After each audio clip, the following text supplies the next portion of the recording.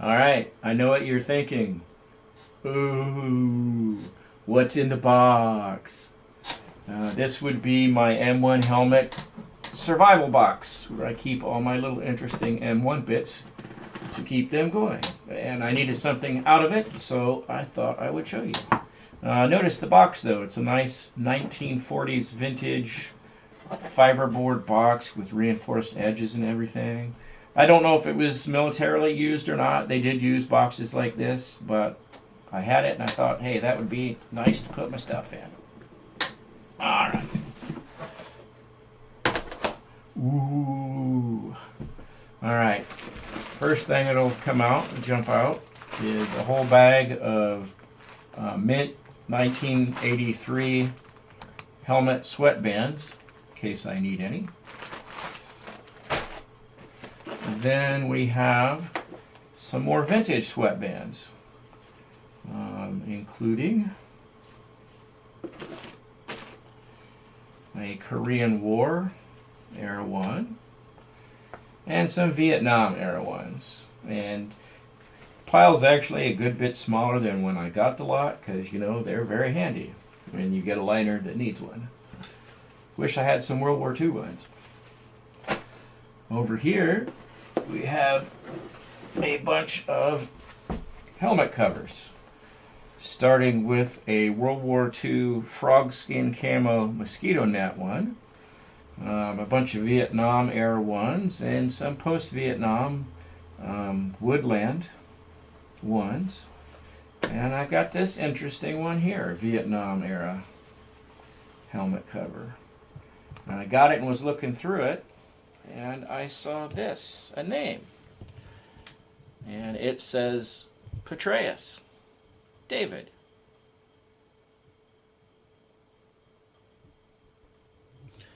Now, is it that Petraeus David? I don't know. But how many David Petraeuses could there be in the Army? But anyway, interesting little helmet cover. Rather beat up. I'm sure it was issued and reissued and reused again. So, typical helmet cover. And we got a bunch of bags in here. In this one, we have a bunch of T1 chin strap clips. Some mint era Vietnam and just post-Vietnam ones. Some used long tab ones for later Vietnam. Some used short tab ones for later Vietnam. And some rather beat up Korean War era ones. Because you never know when you get a helmet if it's going to have chin straps, if it's going to be broken. I've used quite a few of these doing little replacements and repairs on mine, which is why I got them. Oh, this is a box of last model circa 1975 chin straps. Some of them are pretty beat up. Some of them are a little bit better condition. But I got a small lot of them because, you know, it was cheap and they were there. And I've used a few of those too. Oh, got some mint unopened ones.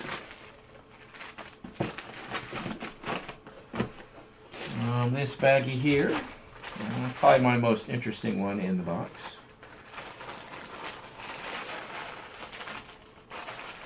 It's got a lot of World War II M1 helmet goodies in it that I've accumulated over the years.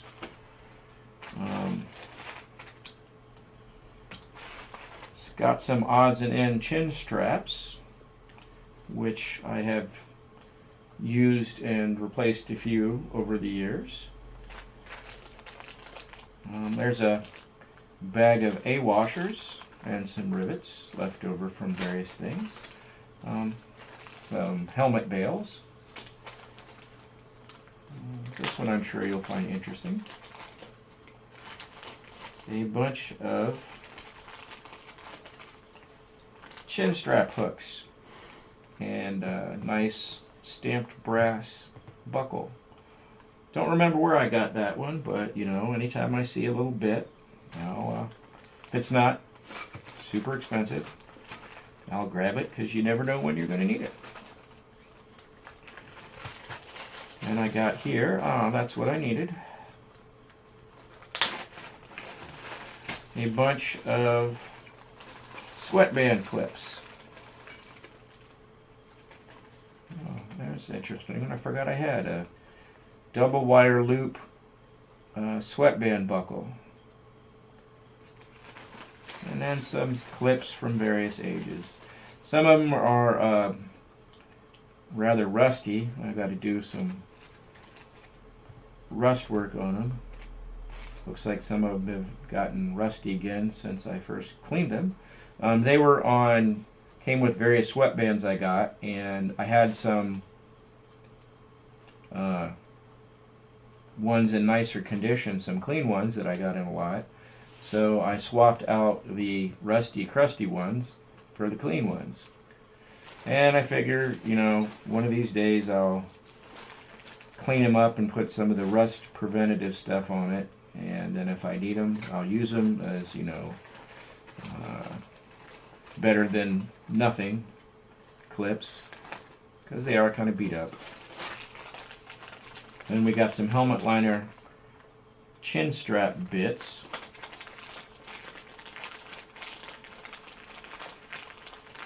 Back in the day, when I first started collecting, I went to a local Army surplus store, and it had a big bin of M1 helmets for $4 and M1 helmet liners for $1. And I got it, not a huge amount, because you know I had about a $2.50 a week allowance back then. But I got a few of them for playing and stuff, and a lot of them would come with little broken bits of chin strap affixed to the garter studs in there. So I would just save the little bits in case I needed it, and I have used it to repair a couple of chin straps that I've gotten that were missing bits but were in otherwise good condition. So very handy little stuff there. And some little rivets and stuff, the helmet liner rivets from various things. And that's that bag.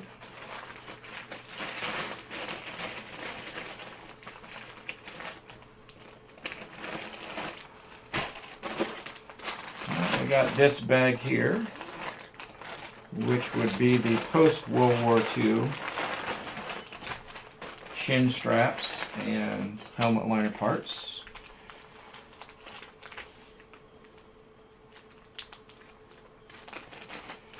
I got a bag of, got some A washers, nape strap buckles, chin strap bits, some rivets, just various little bits I've saved and collected over the years. We got some chin strap buckles and end keepers I've accumulated over the years.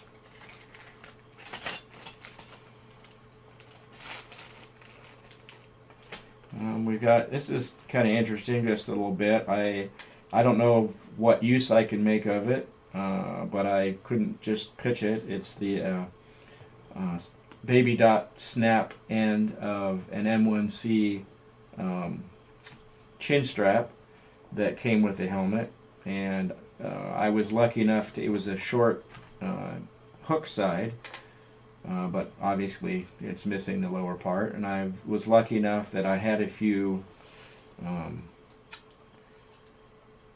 paratrooper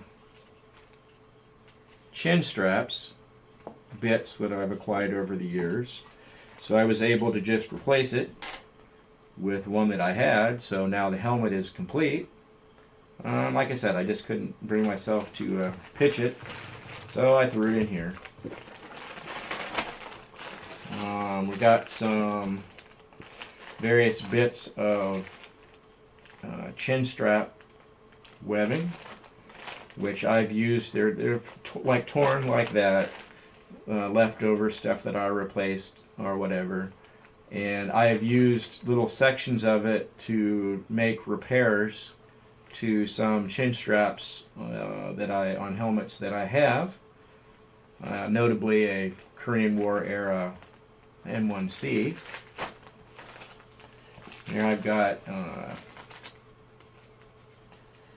T1 chin strap hooks, which I've actually had to replace a good number over the years because they get rusty, bent, broken. So that's quite handy. And there's what I needed out of this bag. Some post-Vietnam sweatband clips and buckles. And that would be that bag. And we got this bag here.